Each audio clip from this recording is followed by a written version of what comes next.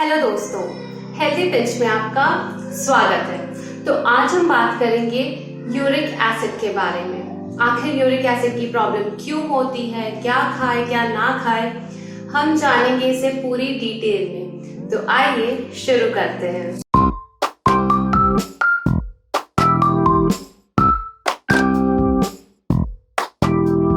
तो सबसे पहली चीज, आखिर यूरिक एसिड क्या है या ये हमारी बॉडी में कैसे आ जाता है। तो यूरिक एसिड एक नॉर्मल वेस्ट प्रोडक्ट है जो कि हमारी बॉडी डेली प्रोड्यूस करती है। तो इसका मतलब ये है कि हर किसी के बॉडी में यूरिक एसिड रहता है। तो फिर अगला सवाल ये आता है कि आखिर फिर ये दिक्कत कब करता है। तो यूरिक एसिड दिक्कत हमें तब करता है जब वो हमारी बॉडी से वॉश आउट नहीं हो पाता या फिर उसका प्रोडक्शन इतना ज्यादा हो जाता है कि वो हमारी बॉडी में तकलीफें पैदा करने लगता है। वो जमा होके अब हमारे शरीर में स्वेलिंग, दर्द जैसी चीजों को जन्म देता है। मोस्टली हमारी किडनीज होती है जो यूरिक एसिड को फ्लश आउट करने में हमारी मदद करती है। पर अगर हमारी किडनीज अच्छे से फंक्शन नहीं कर रही तो यूरिक एसिड का एक्यूमुलेशन हमारी बॉडी में किसी भी जॉइंट्स में या फिर किडनी में ही हो जाता है, जिसके कारण हमारी दिक्कतें शुरू हो जाती है। जब यूरिक एसिड किसी जॉइंट में एक्यूमुलेट होने लगता है तो वहां पे हमारी बॉडी इन्फ्लेम्ड हो जाती है, स्वेलिंग होती है, हमें वहां पे दर्द होता है और मूवमेंट में भी प्रॉब्लम होने लगती है धीरे धीरे। और सबसे पहला दर्द जो यूरिक एसिड का उठता है वो होता है पैर का अंगूठा। अगर आपको पैर के अंगूठों से दर्द की शुरुआत हो रही है तो आप समझ जाइए कि आपके शरीर में यूरिक एसिड बढ़ गया है। इसे अक्यूट अटैक ऑफ गाउट भी कहा जाता है। और अगर आपके जोड़ों में दर्द किसी और रीजन से चालू हुआ है तो आप अपने डॉक्टर को कंसल्ट कर सकते हैं अपने रीजन को जानने के लिए कि आखिर वो दर्द किस लिए हुआ है। वो हो सकता है कि अर्थराइटिस का पेन हो या फिर किसी और वजह से। और जब यूरिक एसिड किडनी में जमा होने लगता है तो हमें किडनी स्टोन्स की प्रॉब्लम आती है। यूरिक एसिड की प्रॉब्लम उनको भी हो जाती है जिनको पहले से डायबिटीज या तो हाई ब्लड प्रेशर या हार्ट की प्रॉब्लम या कोलेस्ट्रॉल या फिर मोटापा हो।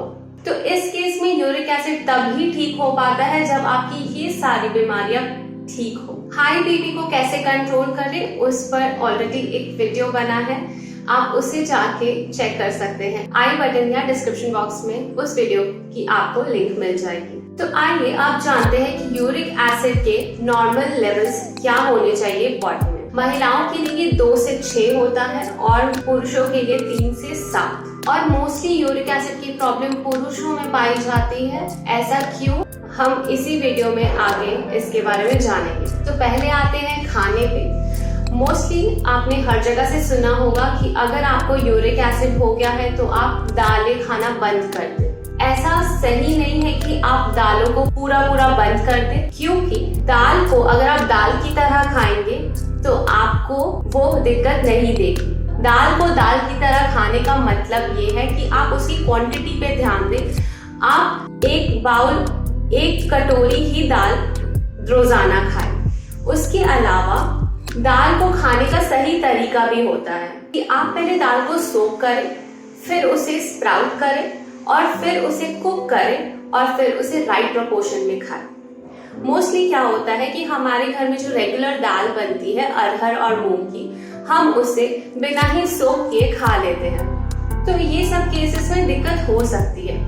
इसके अलावा बहुत बार उड़द दाल के हम इडली, डोसा, वड़े ये सब बनाते हैं, पर हम क्वांटिटी पे ध्यान नहीं देते, जिसके कारण हमें यूरिक एसिड की दिक्कतें आ सकती है। तो आप हमेशा से इसे सही तरीके से खाएं। आप सोक करें, स्प्राउट करें, कुक करें और फिर खाएं, तो आपको यूरिक एसिड की प्रॉब्लम बिल्कुल भी नहीं आएगी और आप दाल का लुत्फ उठा सकते हैं। दाल के अलावा लेग्यूम्स भी मना किए जाते हैं। अगर आपको यूरिक एसिड की प्रॉब्लम होती है तो लेग्यूम्स को भी आप उसी तरीके से खाएं। आप लेग्यूम्स को रात भर भिगो के रखें और फिर नेक्स्ट दिन उसको राइट प्रपोर्शन में खाएं। रेगुलर दाल जो हम अरहर और मूंग की खाते हैं उसे भी आप आधे घंटे तक सोक करें हींग और नमक डालकर, उसके बाद ही उसको पकाएं।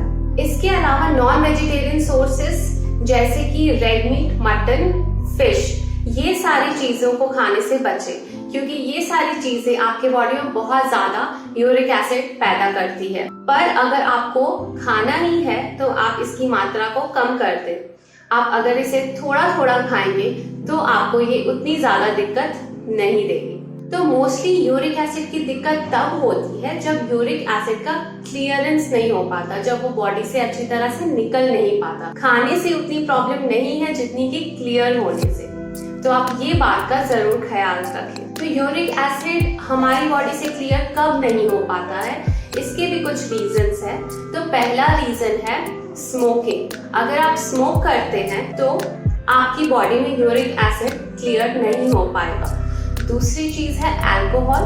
जब आप अल्कोहल कंज्यूम करते हैं आपकी बॉडी डिहाइड्रेटेड हो जाती है, जिससे कि आपके जो टॉक्सिन्स फ्लश आउट होते हैं वो चीज कम हो जाती है।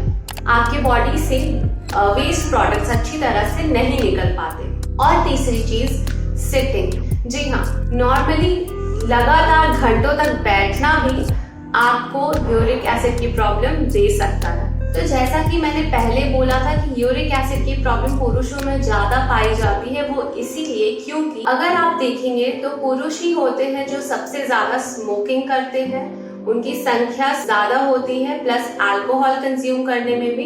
इसीलिए कहा जाता है कि आप हेल्दी हैबिट्स को अपनाएं, स्मोकिंग, अल्कोहल और लगातार घंटों बैठने को त्यागें। तो फिर यूरिक एसिड को क्लियर करने के लिए हमें क्या करना चाहिए? पहली चीज है एक्सरसाइज।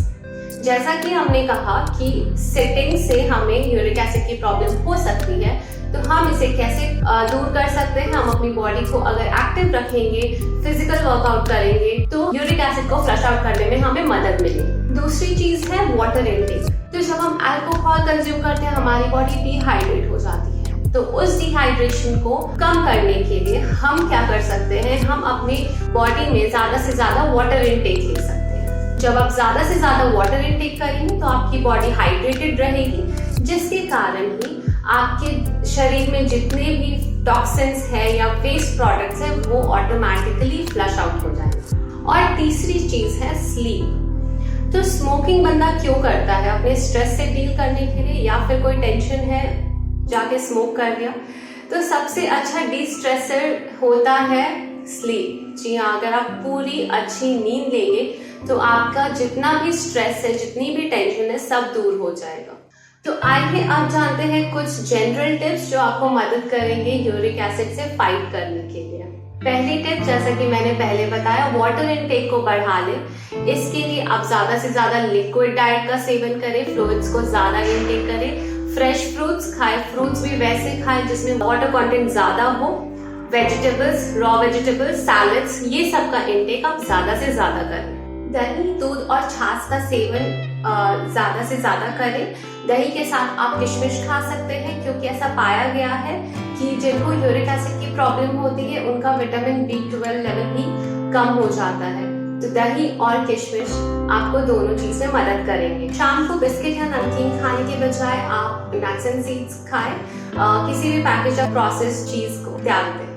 सोशल मीडिया या गैजेट्स को जुडिशियसली यूज करें, क्योंकि जब भी हम गैजेट्स यूज करते हैं तो हम घंटों घंटों बैठ जाते हैं और हमें पता भी नहीं चलता। लगातार बैठने से बचें और गैजेट्स का यूज लिमिटेड टाइम के लिए ही करें। एक्सरसाइज करें, जैसे कि मैंने पहले बताया कि अगर आप एक्टिव रहेंगे, कोई फिजिकल वर्कआउट करेंगे, तो आपको यूरिक एसिड की समस्या उतनी ज्यादा परेशान नहीं करेगी। आप हफ्ते में 2 दिन स्ट्रेंथ ट्रेनिंग करें, और योगा और वॉक तो आप डेली कर सकते हैं। अगर आपको योगा के पर्सनल ट्रेनिंग क्लासेस चाहिए तो आप हमें कांटेक्ट कर सकते हैं हमारे इंस्टाग्राम हैंडल पे, या फिर आप वीडियो के नीचे कमेंट भी डाल सकते हैं। छठी चीज है स्लीप।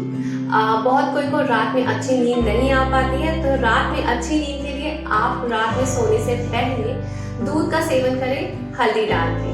इससे आपको काफी अच्छी नींद आएगी और आपके स्ट्रेस लेवल्स भी कम हो जाएंगे। बहुत लोगों में ये भी भ्रम होता है कि अगर आपको यूरिक एसिड की प्रॉब्लम है तो आपको प्रोटीन कम से कम खाना है। आप वे प्रोटीन ले सकते हैं, बट उसकी मात्रा कम होनी चाहिए। और सबसे जरूरी बात ये होती है कि आप कभी भी जब अपनी बॉडी में ज्यादा प्रोटीन डाल रहे हैं तो आपको उसी हिसाब से अपनी बॉडी को हाइड्रेट भी करना है। आपको ज्यादा से ज्यादा वाटर इनटेक करना है, ताकि आपको डिहाइड्रेशन की प्रॉब्लम ना हो। और अगर आपको यूरिक एसिड की प्रॉब्लम है तो आप फास्टिंग करने से बचें, क्योंकि ऐसा काफी सारी स्टडीज में पाया गया है कि जब आप फास्टिंग करते हैं तो आपकी बॉडी डिहाइड्रेट हो जाती है, जिसके कारण यूरिक एसिड स्पाइक होता है और आपको दर्द और सूजन हो सकती है। तो इन सारी बातों और टिप्स का ध्यान रखें और हमेशा ये याद रखें कि यूरिक एसिड की प्रॉब्लम खाने से ज्यादा उसके क्लियरेंस ना हो पाने पे होती है। तो आप सारी टिप्स को अपनाएं और अपनी यूरिक एसिड को अपने बॉडी से फ्लश आउट करने में जुड़ जाए। तो दोस्तों, आपको ये वीडियो कैसी लगी? अगर पसंद आई हो तो लाइक जरूर कर दो और अपने फ्रेंड्स एंड फैमिलीज के साथ जरूर से शेयर करें। अगर आपको पर्सनल डाइट चार्ट या ट्रेनिंग चार्ट चाहिए तो आप हमें कांटेक्ट कर सकते हैं हमारे इंस्टा हैंडल पे। हमारे social media links flash out हो रहे होंगे नीचे बॉटम स्क्रीन पर। चैनल को सब्सक्राइब कर दें और बेल बटन भी दबा दें ताकि नेक्स्ट वीडियो की नोटिफिकेशंस आप तक सबसे पहले पहुंच पाए। तो मैं मिलूंगी आपसे अगली वीडियो में, तब तक के लिए हेल्दी रहे, खुश रहे।